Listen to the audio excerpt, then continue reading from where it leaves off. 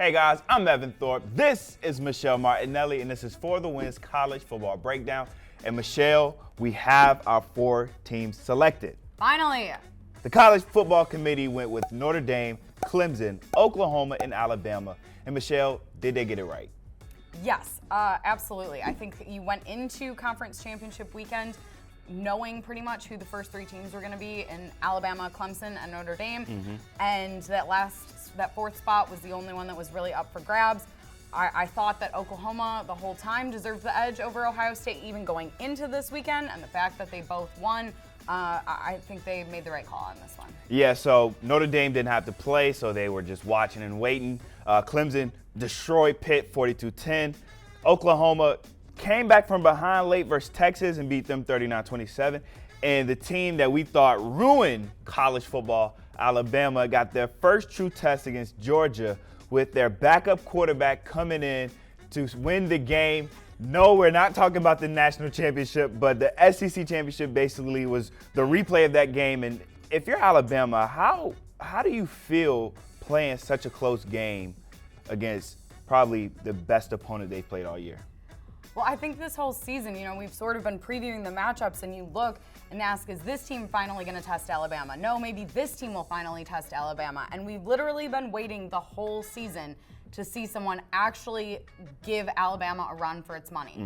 And I think if you're Alabama, you have to be pleased, obviously, that you won the game, but being down for the first time at halftime and struggling really until the very end when they took the lead, I think that is great preparation for the college football playoff, because those games probably aren't going to be easy regardless. Are we sure? No. But you have to feel good about it in terms of a preparation standpoint, that you were finally challenged, that you finally had another team seriously expose your flaws. We saw a little bit of pressure put on their offensive line and on Tua Tagovailoa, and he looked scattered. He made some bad decisions, and I think having someone else expose your flaws is a really great way to go forward into the playoff.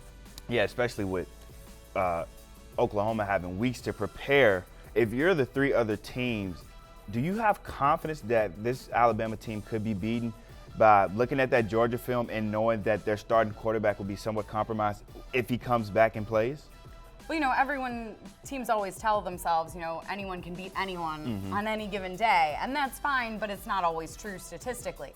With this, I think the other 3 teams in the playoff now realize that Alabama is not perfect. There is a way to beat them. You just have to hold on. And that's not to say that these teams will be able to execute the way Georgia did, but there is a blueprint out there now for how to not get into a deep hole against Alabama early on and not, blow it. So looking at the college football playoff breakdown, you have Clemson going up against Notre Dame in the Cotton Bowl, and Alabama facing off against Oklahoma in the Orange Bowl. And that Oklahoma-Alabama game will have 2 of the top 3 players in college football, as Tua Tagovailoa and Kyler Murray are finalists for the Heisman Trophy, along with Ohio State's Dwayne Haskins.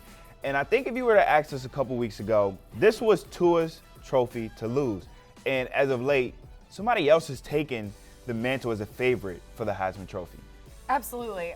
From September, October, most of November probably, if you had asked just about anyone who covers college football, that they would have said, yes, this is absolutely Tua Tagovailoa's trophy. He's been playing as the best quarterback in college football all season. But Kyler Murray's stock is on the rise. He has had an exceptional year, and in the last few weeks, it really seems like he's started to take control of that offense even more. His arm is looking stronger and more accurate. His completion percentage is almost at 71%. He's running like no one else, really, as far as quarterbacks go. And I think he's just doing a great job of putting up higher stats. And at this point, his stats are better in almost every category than Tua's. And so I think seemed like a foregone conclusion a couple weeks ago that, oh yeah, this is Tua's trophy, no problem. I think now you've actually got a Heisman race, and that's great. All right, so who do you have winning, Tua or Kyler Murray? I think I've got to give the edge to Kyler Murray at this point. I think that, especially with the Sooners' struggling defense, they're 124th in the country, whereas Alabama's defense is number 12 right now. Oklahoma overall, and especially on offense, has to work a lot harder, I think, than Alabama does to win games. Alabama is a much more complete team with a lot of weapons on all sides of the ball. And as we've seen from Alabama this season, you can throw a similarly exceptional quarterback into their system and win games, where I don't necessarily think that's true. If you take Kyler Murray out of the equation and put someone else who's good but maybe not great in there, is Oklahoma still winning the same number of games? Are they still in the playoff? I don't know. Whereas I generally think the answer would be yes if you look at Alabama. So I just think that that's got to give Kyler Murray a little bit of a boost. What do you think? I disagree with you. I think Tua is by far the best player in college football, and this trophy represents the best player. I think if you look at it, unlike previous Alabama teams, Tua has given them a quarterback who can not only get you big leads early in the game, but can basically carve you up throughout the air. If you look at it, this is probably the best Alabama quarterback in this program's history. And stat-wise, you can't really say, oh, Kyler Murray is better because Tua doesn't even play in the fourth quarter. He's built up a lead big enough for his team, and this Alabama defense isn't tops like it was in previous year. Like, they have some holes, and I think it's been hidden because Tua's been able to get this team out to big leads to where you don't have to rely on the defense like you had to do last year with Hurts. So while Kyler Murray might have the better stats, I think throughout the year, Tua has been more consistent, and he didn't have to play in fourth quarter. So you can say, hey, his stats could be even better. It's just we didn't get a chance to see him play in the fourth quarter. And see, I think that luxury, actually, that Alabama is so good, they don't have to have their starting quarterback at the end of the game.